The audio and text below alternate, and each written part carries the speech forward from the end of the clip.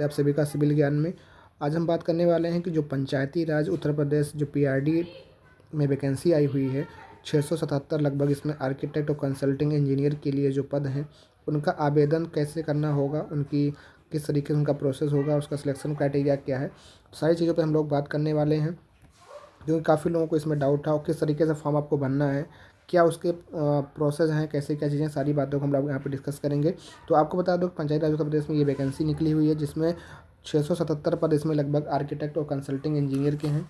ठीक है, तो इसमें क्या है कि भैया इस बात को भैया इसमें ध्यान रखना है कि जो आपका फॉर्म शुरू हो रहा है वो पक्का 15 दिसंबर से यहाँ पे फॉर्म भरना स्टार्ट हो रहा है।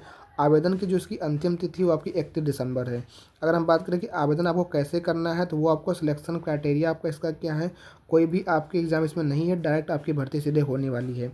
सबसे पहले आपको मैं बताता हूँ कि अभी आप जब वेबसाइट पर जाओगे www.prd.gov.in पे जब आप जाओगे तो आपका जो होम पेज आपका खुल के आएगा, उस होम पेज के ऊपर ये पैनल बन के आएगा जो कि ये वैकेंसी आपके 2022 की है।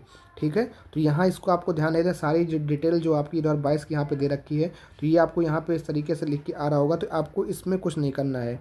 पर जो डिटेल आपकी जो पहले थी, जैसे आपको फॉर्म भरना था, वो सारी चीज़ें वही हैं, पर यहाँ वैकेंसी आपकी 677 है और ये वैकेंसी 2022 में जब आई थी तो 1875 वैकेंसी आर्किटेक्ट कंसल्टिंग इंजीनियर की थी। आपको बता दूँ करना आपको कहाँ से फॉर्म कैसे भरना है, सबसे पहले वो बातें आपको बताऊंगा फॉर्म भरने के लिए। पर वो आपको बता देता हूँ कि जो यहाँ पे पंचायती राज विभाग ने जो अपना निकाला था नोटिस, उसमें कहा था कि जो आपके यहाँ पे लिखा है सेवा में निदेशक सूचना विभाग उत्तर प्रदेश संख्या /6/2168/2024 दिनांक 12 दिसंबर को ये निकाला था कि आपको जो है 15 दिसंबर से इसके लिए आवेदन शुरू करना है। विषय क्या था, पंचायती राज विभाग में 677 आर्किटेक्ट और कंसल्टिंग इंजीनियर सिविल के जनपद में मतलब जनपद वाइज एम्पैनलमेंट के किए जाने के संबंध में था।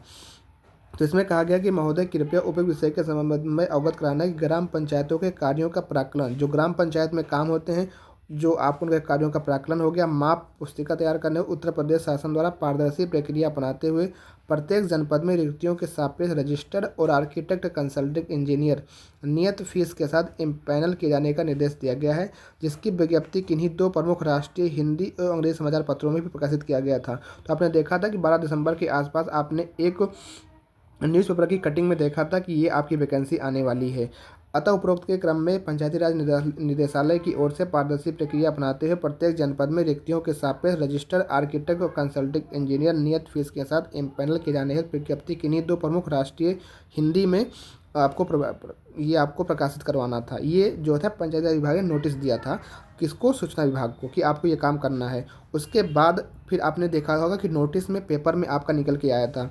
अब अगर आप बात करें कि पंचायती राज निदेशालय जो लोहिया भवन अलीगंज उत्तर प्रदेश में है, ये आपके विज्ञापन संख्या /6/2024 में दिखाता है कि यहाँ पे जो 677 लोग का जो आवेदन के लिए आमंत्रण किया गया है, पंचायती राज विभाग उत्तर प्रदेश द्वारा ग्राम पंचायतों के कार्यों का प्राक्कलन करना रहेगा और माप पुस्तिका आपको तैयार करने हेतु प्रदेश के प्रत्येक जनपद हेतु आर्किटेक्ट और कंसल्टिंग इंजीनियर कि अभ्यर्थियों का जो पैनल होगा उसका आवेदन आमंत्रित करवाना है। अब यहाँ पे मैं आपको दिखाता हूँ कि जो यहाँ पे पद का नाम है, जो आपका डिजिग्नेशन है कि आर्किटेक्ट कंसल्टिंग इंजीनियर आपको रखा जाएगा।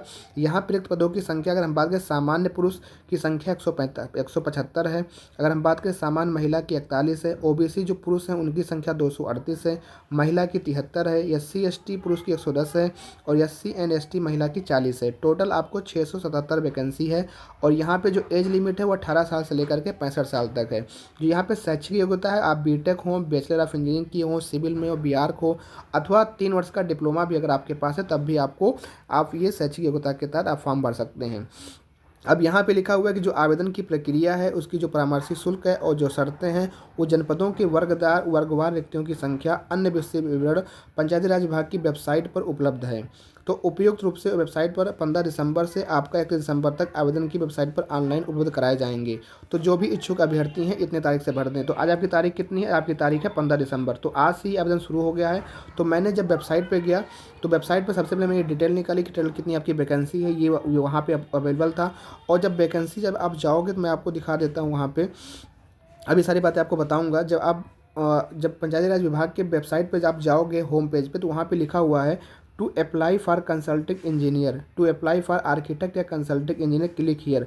अगर आपको अप्लाई करना है तो नीचे जो यहाँ पे नीचे डिटेल दी है वो 2022 में जो वैकेंसी आई थी उसकी डिटेल अभी यहाँ पे लिखी है। पर आपको अगर अप्लाई करना है न्यूली वाला, देखो ये advertisement document applied employment of 675 architect engineer, तो मतलब जो 675 यहाँ पे वैकेंसी 675 77 उसके लिए यहाँ पे आपको दिखाया गया है टू अप्लाई फॉर आर्किटेक्ट या कंसल्टिंग इंजीनियर के लिए। यहाँ पर क्लिक करेंगे, जैसे आप क्लिक करेंगे तो क्लिक करने के साथ आपको इस तरीके से ये सारी बातें यहाँ लिख के आ जाएंगी कि आपको लिखा हुआ है please fill the form carefully, you will not be able it to fit it for second time.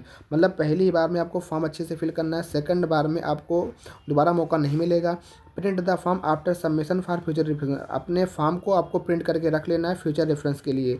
फिर इंश्योर करना है कि submit the form before the mention deadline, late submission will be not be accepted. अगर आप 31 दिसंबर के बाद अगर form को आप फिल करते हो तो आपको एक्सेप्ट नहीं होगा। Double check that are required document are uploaded correctly, missing or incorrect document may lead to disqualification. ठीक है, verify all information before submitting the form, editing any data in the form after submission is not applicable. Make sure your Aadhaar number, email and mobile number and entered correctly. मतलब आपको अपना Aadhaar number, email number, mobile number को अब बिल्कुल सही तरीके से भरना है। और these could be use only once पर registration process. Under save button to save your progress if you need to complete the form in multiple session. The save and freeze button allow you to finalize the lock your form. Once you click this button, no further edit will be allowed. Use A compatible browser, अगर आपका browser में कोई दिक्कत आ रहा है तो Google Chrome use करिए, फिर मोजिला फायरफॉक्स यूज़ करिए अगर आपको कोई टेक्निकल इशू आ रहा है तो ये निर्देश था। यहाँ पे आपको क्लिक करना होगा, क्लिक करना ही आपके साथ आपका फॉर्म ओपन हो जाएगा। फॉर्म में कुछ इस तरीके से ओपन होगा कि आपको पर्सनल इन्फॉर्मेशन में आपको यहाँ फर्स्ट नाम हो गया, मिडिल नेम हो गया, लास्ट नेम यहाँ भरना। अगर आपके पास कोई मिडिल नेम है तो वो भरना पड़ेगा, mother name, father name, gender, date of birth, category, address line आपको डिस्ट्रिक्ट और आपका करस्पॉन्डिंग एड्रेस। इतना भरने के बाद आपको जो सेकंड चीज़ है यहाँ पर डिस्क्रिप्शन के मिलेगी वो आपको अपना जो है क्या कहते हैं कि अब आपको यहाँ पे एकेडमिक क्वालिफिकेशन भरने के लिए कहेगा। समझ पा रहे हो ना, ये आपको भरने का मैं तरीका यहाँ बता रहा हूँ कि कंधे पर आपको भरना होगा। डिप्लोमा है या बैचलर डिग्री है, यूनिवर्सिटी नेम यहाँ पे डिप्लोमा आपका किस तरीके से है, परसेंटेज यहाँ पे लिखना पड़ेगा। मान लीजिए आपका 93.33% है तो आपको 93 यहाँ पे लिखना पड़ेगा, मतलब होल नंबर में लिख रहे हैं ना, क्लोजेड होल नंबर। ठीक है, अगर मान लीजिए आपका 80.95% है तो आपको 81 लिखना पड़ेगा। तो इस तरीके से यहाँ पे आपको डिप्लोमा का नंबर अपना यहाँ पे लिखना पड़ेगा। तो अगर हम बात करते हैं तो ये सारी डिटेल मैंने आपको बता दी कि किस तरीके से आपको भरना है, भरने का तरीका मैंने बता दिया। अब मैं आपको बताने वाला हूँ कि सिलेक्शन प्रोसीजर क्या है। इसमें आपका कोई भी एग्ज़ाम नहीं होने वाला है, इस वैकेंसी के लिए आपका कोई भी एग्ज़ाम नहीं होने वाला, ना ही आपकी कोई फ़ीस बनने वाली है। तो यहाँ पे जो सिलेक्शन का प्रोसीजर है, जो पिछली वैकेंसी 2022 में आई थी वहाँ के नोटिस में लिखा है कि किस तरीके से यहाँ पे सिलेक्शन क्राइटेरिया था। वहाँ पे सबसे पहले आपको बता दूँ कि टोटल 100 मार्क का आपका मेरिट बनेगा। अब ये मेरिट किस किस बेस पे मेरिट आपकी बनेगी, ध्यान से सुनिएगा। सबसे पहले मेरिट बनेगी अगर आप बीटेक इंजीनियरिंग है, अगर आपने बीटेक कर रखा है, या फिर आपने बैचलर ऑफ इंजीनियरिंग कर रखा है, या फिर आपने बीआर कर रखा है, या फिर आपने डिप्लोमा कर रखा है, तो उस बिहाफ पे आपका नंबर बनेगा। अगर आपके परसेंटेज मार्क्स 40% से नीचे हैं तो आपको 0 नंबर मिलेगा। अगर आपके 40% से 80% के बीच में आपके नंबर हैं,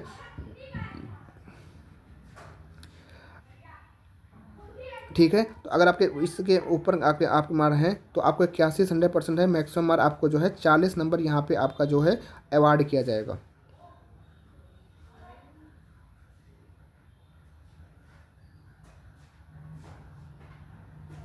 मैक्सिमम मार्क यहाँ पे आपको कितना होगा, मैक्सिमम मार्क आपको जो है 40 मार्क्स यहाँ पे अवार्ड किया जाएगा। अगर 81 to 100% है तो मैक्सिमम मार्क आपको 40% यहाँ पे मिलेगा।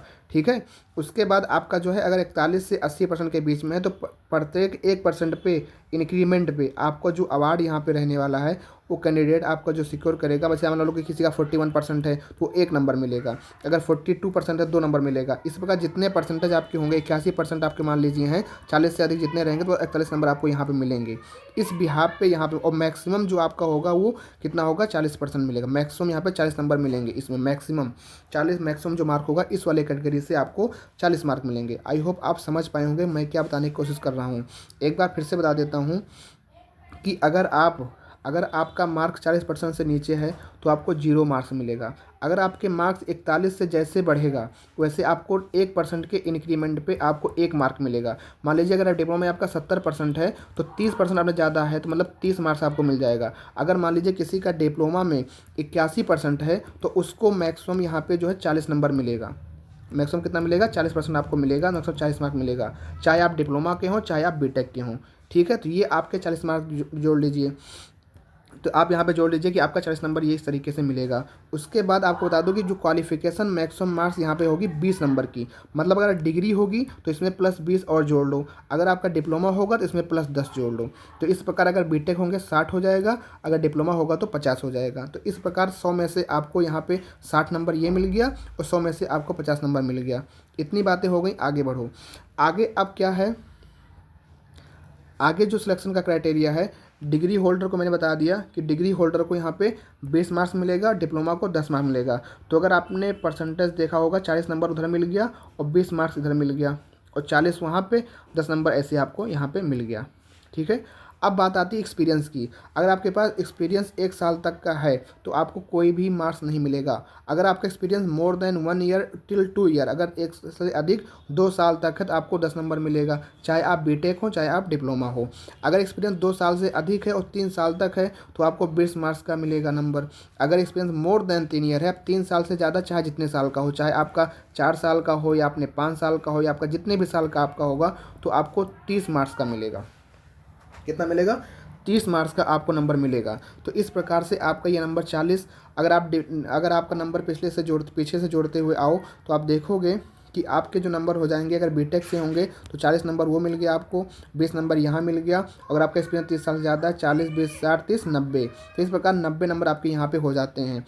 अगर आपने डिप्लोमा किया हुआ है तो 40 नंबर पीछे का, 10 नंबर आपको क्वालिफिकेशन का, और अगर आपका एक्सपीरियंस 3 साल से अधिक है 30 नंबर यहाँ पे, तो हो जाता है आप कितना 80 नंबर होता है। आपको बीटेक वालों को 10 नंबर अधिक ही मिलेगा। तो ये बात तो आपको ध्यान रखिए यहाँ पे, ठीक है, क्योंकि अगर आपका उनका 90 हो रहा है, 10 नंबर उनको बीटेक जैसे मिलने वाला है। पिछली बार जो आपका ये हुआ था उसमें मैक्सिमम बीटेक ही लोग सिलेक्टेड थे, इस बात को ध्यान रखना। ठीक है, आगे यहाँ पे बात करें कुछ सर्टिफिकेट आपके 10 नंबर की हैं। कौन कौन सी सर्टिफिकेट हैं?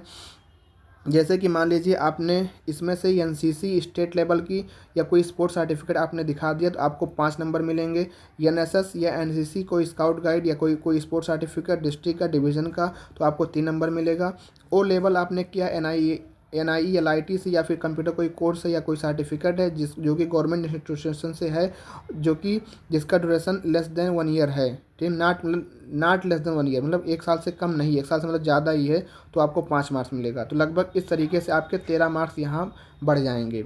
उसके बाद आपके नंबर ये इस तरीके से हो जाएंगे और फिर आपके नंबर इस तरीके से हो जाएंगे, और फिर जो इसके बाद जो मेरिट बन के आएगी उस मेरिट के बिहाफ पर आपको जो है उस मेरिट के बिहाफ पर आपका सिलेक्शन होगा। तो आई होप, उम्मीद करता हूँ आप समझ गए होंगे कि किस तरीके से आपके मार्क्स यहाँ पे मिलेंगे और किस तरीके से आपका सिलेक्शन टोटल 100 मार्क्स में होगा। ठीक है, तो आपको अप्लाई करना है, तो अप्लाई करने का तरीका मैंने आपको बता दिया। कोई भी आपको फीस का पेमेंट यहाँ पे नहीं करना है। There is no fee paid to make the application response to स्कॉल, मतलब कोई भी आपको यहाँ पे पेमेंट फीस नहीं करनी पड़ेगी, बस केवल आपको फॉर्म यहाँ पे फिलअप कर देना है। उसके बाद यहाँ पे आपको मैं बताऊँ कि आपने ये चीज़ देखा होगा कि यहाँ पे जो है बीटेक वालों को, बीटेक जिसने किया होगा उसको यहाँ पे फ़ायदा होगा, 10 मार्क्स को डायरेक्ट वो इंक्रीमेंट हो रहा है। तो और उसके बाद ये जो वैकेंसी है आपकी डिस्ट्रिक्ट वाइज अलग अलग हैं। ठीक है, आपके डिस्ट्रिक्ट के हिसाब से ये वैकेंसीज अलग अलग चीज़ें से फैली हुई हैं, अलग अलग डिस्ट्रीब्यूट हुई हैं। और इसकी जो लास्ट डेट है 31 दिसंबर 2024 है और आज की 15 तारीख है। आज से आपका आवेदन शुरू हो गया है। तो इन सभी चीज़ों को ध्यान में रखते हुए अपना फॉर्म आप फिलअप कर सकते हैं। अगर कोई आपको प्रॉब्लम्स है, कोई भरने में कोई दिक्कत आती है तो आप हमें ऑफलाइन कमेंट करके पूछ सकते हैं। आप हमारे टेलीग्राम चैनल पर भी जुड़ सकते हैं, जो कि हमारे टेलीग्राम चैनल का नाम है सिविल ज्ञान लिमिटेड, जो कि यहाँ पर डिस्क्रिप्शन में लिंक में पेस्टेड है। ठीक है, तो फर्दर कोई इन्फॉर्मेशन अगर आपको चाहिए तो आप हमारे चैनल को सब्सक्राइब कर लीजिए, और कोई इन्फॉर्मेशन आपको चाहिए तो आप हमसे जानकारी ले सकते हैं। इस वीडियो में बस इतना ही, मिलते हैं फिर नेक्स्ट वीडियो, तब तक के लिए थैंक यू। जय हिंद, जय भारत।